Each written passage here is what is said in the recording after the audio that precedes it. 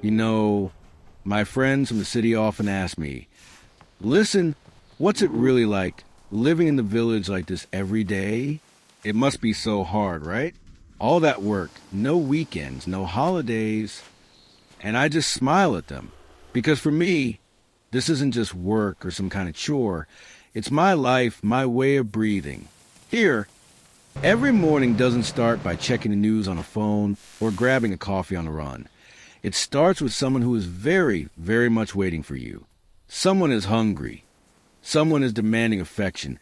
And someone is just plain happy to see you, greeting you with a loud moo, a short bleat, or a spirited crow that echoes across the entire yard.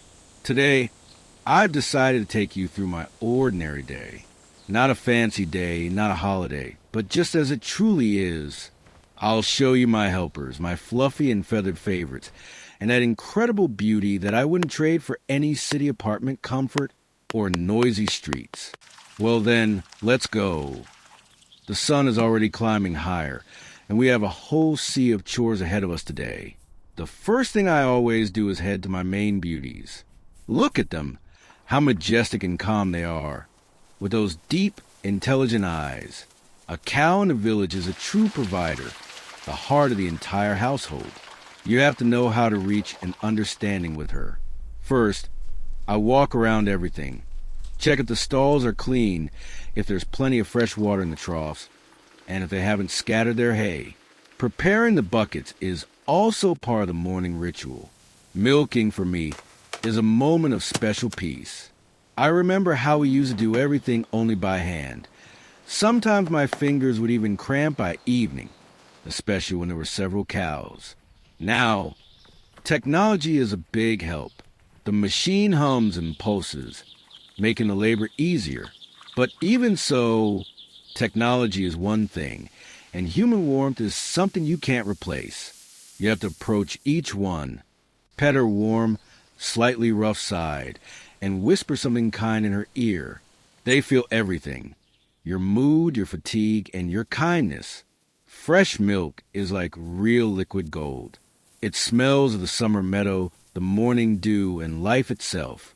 When the first streams of milk hit the bottom of the metal bucket with that characteristic chime, for me, it's the best morning music. It's a sign that the day has started right, that everything is moving in its proper order. Now, let's take a look at my noisy bird kingdom. Life here doesn't quiet down for a single minute. It's a real beehive.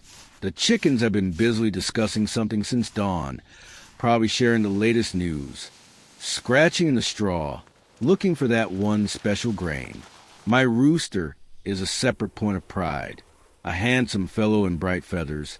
He walks so regally, as if he's the minister of the whole yard. He watches over everyone and keeps strict order. And the ducks and geese? Oh, they are my favorite comedians. When I open the shed doors for them, they rush to the pasture in a whole crowd, waddling from side to side and calling out to each other in all sorts of voices. Watching them is the best rest for the soul. They are so serious about their business. The ducklings grow right before your eyes. It seems like only yesterday they were yellow fluffy balls, and today they're already trying to outshout the adults. You just have to keep up with pouring grain for them and changing the water, because they are quite the fans of arranging water procedures. Every bird has its own character.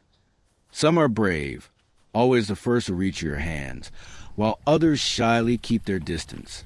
The time has come to lead my charges to the pasture.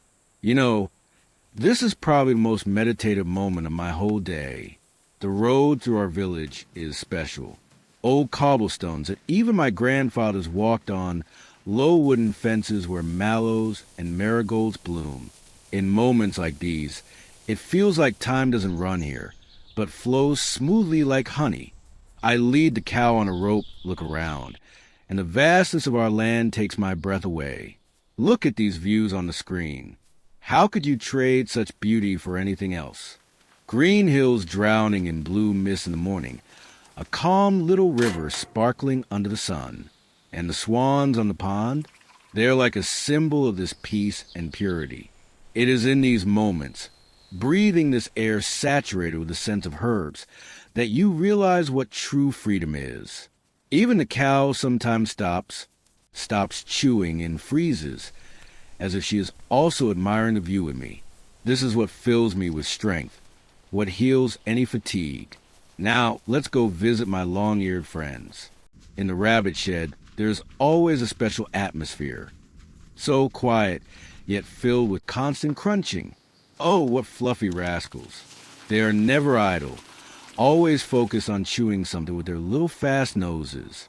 I need to toss them some fresh, fragrant hay, pour some oats, maybe give them some twigs or a carrot. I look at these little ones and my heart rejoices. They are so soft, warm, and defenseless. The bunnies are a whole other world. They are so fast. As soon as you open the cage door, they're already trying to jump out to see what's new in the world. They love peace and very much appreciate clean, dry straw under their paws. That's why I try to maintain perfect order for them every day. Working near them calms me down very much and helps me sort out my thoughts. When you hold such a little thing in your arms, you feel how fragile and yet majestic nature is in its small details.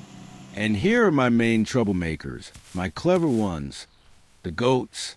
Oh, with this company, you definitely won't be bored. These rascals stick their noses everywhere. They absolutely have to check if I left the gate open somewhere or if something has fallen out of my pocket. They are extremely social, sometimes even too much. They follow you around like they're tied to you, demanding attention. They love it when you scratch behind their ears or just pet their faces. If you accidentally miss one with affection, they'll definitely start bleating to express their indignation. But without their noise and antics, my yard would be dead. I also want to show you my faithful iron helper. In the village, you're like a man without hands, without technology these days. My tractor, though it's getting old now, the paint is peeled here and there, and the engine sound is so familiar, a bit husky, is an incredibly reliable companion. It's with me in the heat and the cold. Whether it's bringing hay from distant meadows, chopping and delivering firewood for winter, or helping the neighbors plow their gardens. Sometimes, of course, it lets me down. Technology is technology. Then I have to spend the whole day turning bolts, arms up to the elbows in grease, wrenches scattered all over the grass. But I don't hold a grudge against it, because I know if you treat machinery with soul, if you lubricate and clean it on time, it will never let you down in the middle of the field. We have a special bond, almost like with the animals. I can tell by the sound how it's feeling today. Look at this little miracle that just caught the frame, our spotted calf. It's still a complete baby, legs so thin, sometimes sliding on the grass, but how it tries to act grown-up. It drinks milk from a bucket. Funny how it licks its lips, catching drops with its big pink tongue, and its tail wiggles so hilariously with pleasure. This is our future, the continuation of the line, the hope of the farm. You know, watching a new life be born and grow stronger before your eyes, that is probably the greatest joy for a villager. Near the house right now, the flowers have just burst into bloom. The bees are buzzing so much your ears almost ring. The sun has already risen to its zenith. It's quite hot, a real Ukrainian summer. Every little thing here has its own unique meaning. The smell of freshly cut grass, the distant thud of an axe, and the sound of water coolly filling the trough. You know, many people say nowadays that the village is decaying, that the youth are fleeing to the cities for easy money. They say there's no perspective. But I look at these endless fields, at my well-kept animals, at this clear horizon, and I see something completely different. I see the power of the land. I see authenticity.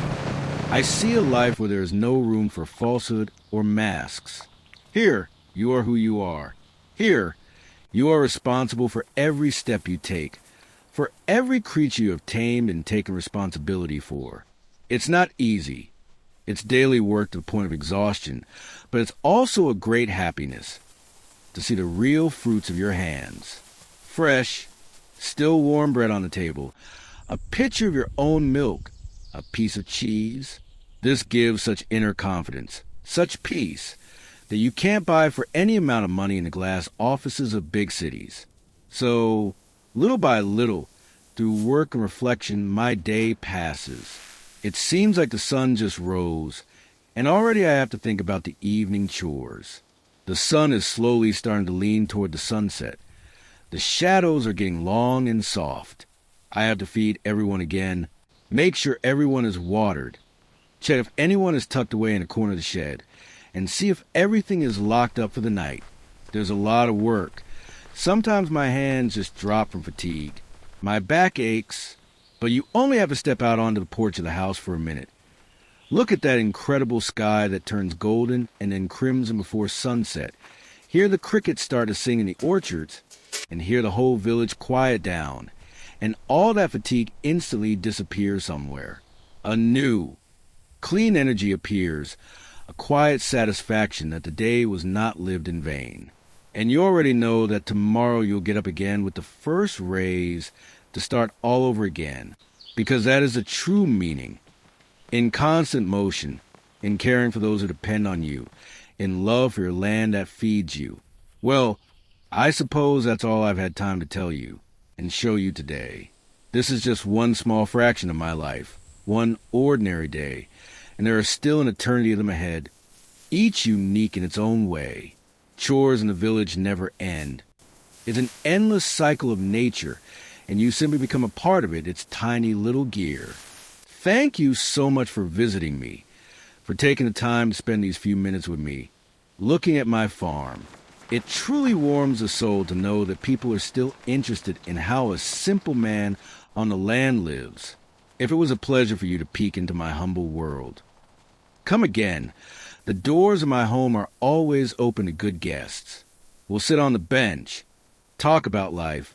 Maybe you'll taste some fresh milk. Ours is the best. Take care of yourselves. Cherish every moment.